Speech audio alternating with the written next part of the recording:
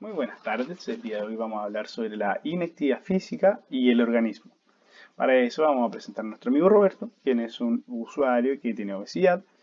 Roberto tiene una ingesta muy alta de calorías y por si fuera poco, se lesionó, por ende va a tener que estar 3 semanas en cama, sin movimiento. Entonces queremos ver cómo afecta la inactividad física en su cuerpo. Para eso vamos a ver cómo afecta esto, por ejemplo, en el sistema muscular. En el sistema muscular vamos a tener que habrá una disminución de su sección transversal, por ende menor masa muscular, lo cual va a llevar a que la insulina no tenga tan buena afinidad y aumente la glucosa en sangre.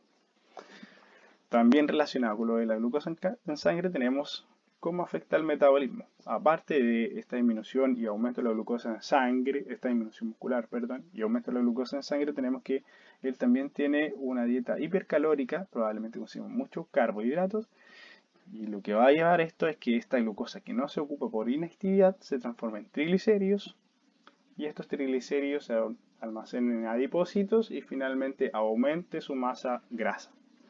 También tenemos una disfunción en el sistema cardiovascular, determinado por un aumento de la frecuencia cardíaca, una disminución del volumen sistólico y a su vez una disminución en el retorno venoso debido a la baja contracción muscular.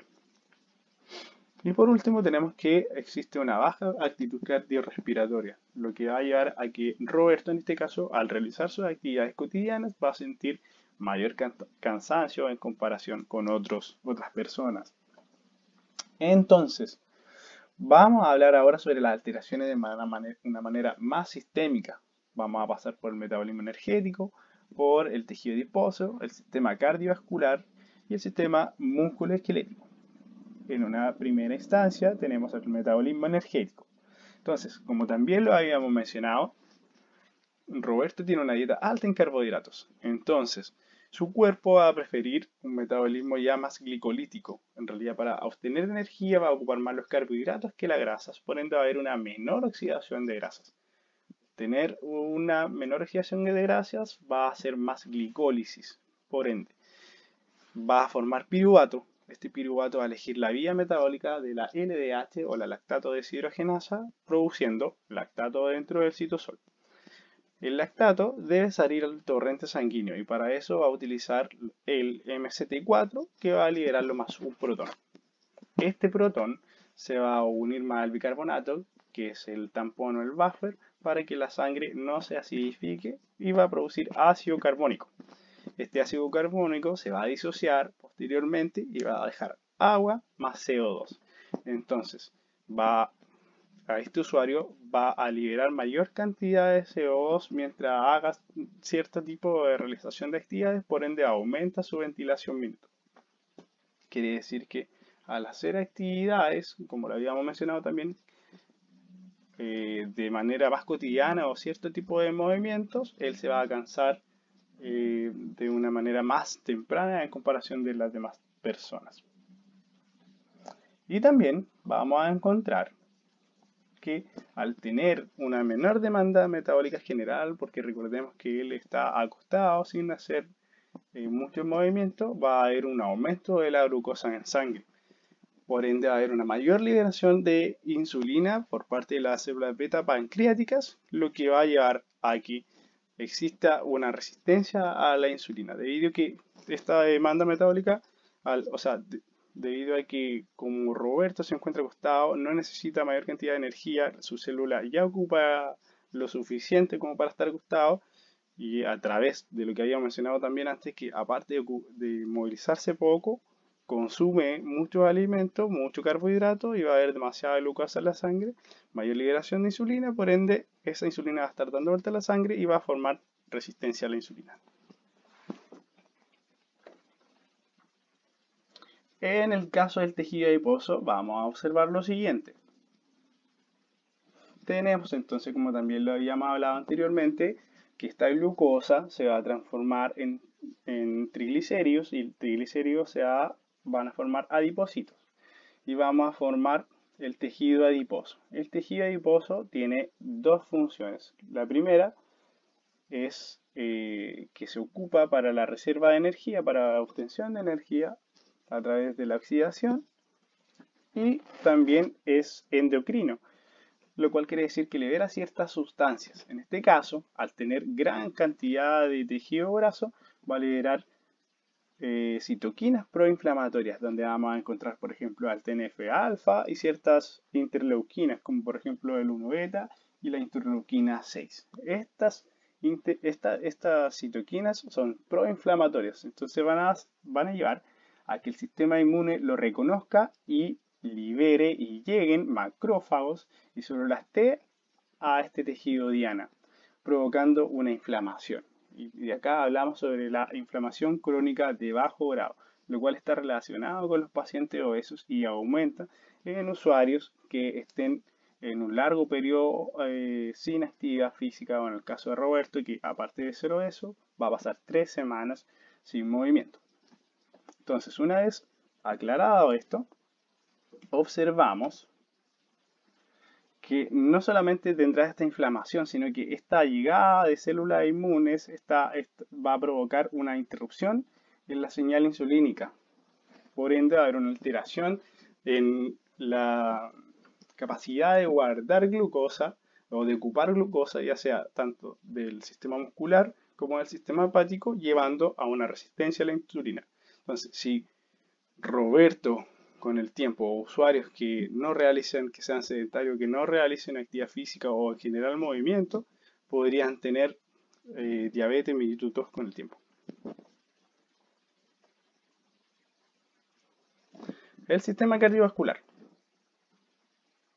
En el caso del sistema cardiovascular vamos a tener dos factores importantes determinados por la inactividad física.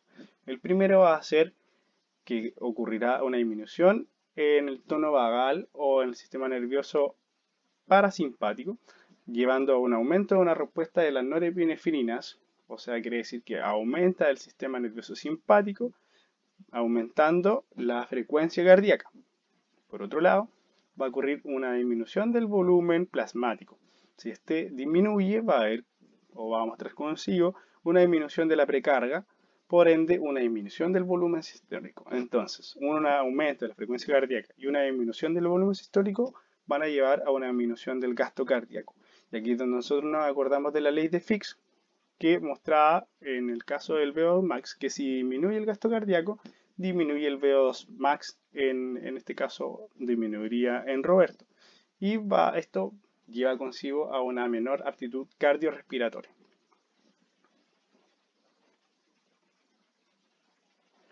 Y por último encontramos al músculo esquelético. En el caso del músculo esquelético, como sabemos que hay una menor demanda de energía por estar en este periodo inactivo en cama, va a ocurrir que va a haber una menor síntesis proteica porque no hay cargas. Vamos a tener una menor contracción muscular porque en realidad no lo necesita.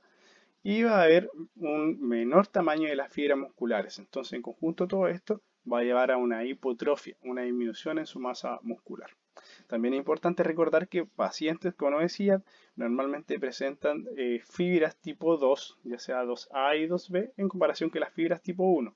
Y las fibras tipo 2 van a tener una menor densidad mitocondrial, por ende una menor capacidad oxidativa.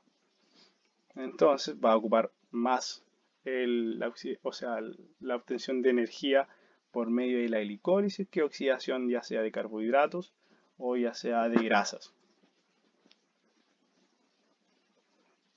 Entonces, una vez ya explicado cuáles son las alteraciones sistémicas, ¿qué podemos hacer nosotros como profesionales de la salud?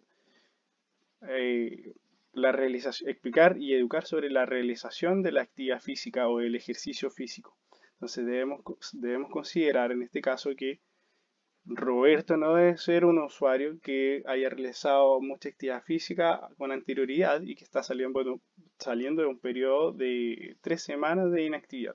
Entonces debemos buscar por medio de nuestra evaluación qué ejercicio físico será más adecuado para él, qué ejercicio físico le podría gustar para que todo esto sea más ameno y él logre tener una buena adherencia al tratamiento. Y para esto nosotros debemos ofrecer un abanico de posibilidades de ejercicio físico para que él pueda adherirse a este tratamiento de ejercicio físico y pueda con esto cambiar sus factores de riesgo y mejorar su salud, su condición de salud.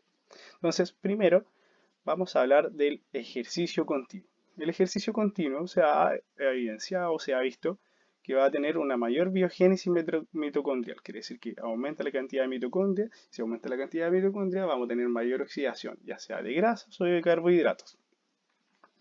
También va a haber una mayor expresión y translocación de los GLUT4, que son receptores que se encuentran en las células que permiten el ingreso de la glucosa en sangre, quiere decir que con esto disminuiría la glucosa en sangre, por ende bajaría la resistencia probablemente de la insulina. También hay una mayor sensibilidad de la insulina, quiere decir, aparte del GLUT4, la insulina va a poder cumplir su función de entrar la glucosa desde el torrente sanguíneo hacia las células musculares para que éstas puedan ser ocupadas. Por ende, también disminuiría con eso la cantidad de insulina en sangre y las células beta pancreáticas tendrían un menor trabajo, evitando así ya sea la resistencia a la insulina y una futura diabetes mellitus tipo 2. Y por último, la regulación lipídica en sangre, que también puede estar determinado por la mayor biogénesis mitocondrial o mayor oxidación de ácidos grasos. Encontramos también el ejercicio intermitente de alta intensidad, que ha demostrado en su evidencia que mejora la capacidad del volumen, el volumen de oxígeno máximo. Entonces, esto está determinado se ha observado que ayuda o mejora la capacidad cardíaca. Esto entonces quiere decir que funciona de mejor manera el sistema parasimpático, o hay una estimulación vagal, disminuyendo la frecuencia cardíaca, y hay un aumento del volumen plasmático, lo que va a llevar a un aumento del volumen sistólico, por ende el gasto cardíaco va a ser mayor y va a tener una mejora en su volumen de oxígeno máximo. Quiere decir que su aptitud cardiorrespiratoria será mejor. Recordar, sobre todo en este ejercicio, que nosotros debemos adaptarnos a la intensidad del paciente, evaluar su intensidad, ya sea por la medición del VO2 max o bien, si no tenemos los recursos, por la percepción del cansancio del usuario. También, al igual que el ejercicio continuo, aumenta la sensibilidad de la insulina. Por ende, la insulina puede realizar su trabajo de ingresar la glucosa en sangre hacia las células musculares para que éstas puedan ser ocupadas u oxidadas en la obtención de energía.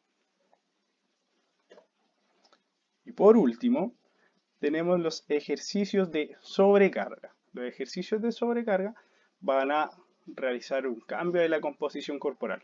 Vamos a tener que existe una mejor distribución de diferentes compartimientos de grasa, va a haber una protección de enfermedades metabólicas, como por ejemplo la resistencia a la insulina, que ya hemos hablado de la diabetes mellitus tipo 2 y que ya está explicado, y también va a mejorar o prevenir la dislipidemia. Y va a haber un aumento de la masa muscular, lo cual no es menos importante debido a que esto va a permitir de que Roberto pueda realizar sus actividades cotidianas sin problema como lo puede tener o lo puede haber tenido antes. Va a poder realizar sus actividades sin cansancio y eso sería. Muchas gracias y espero haya quedado claro.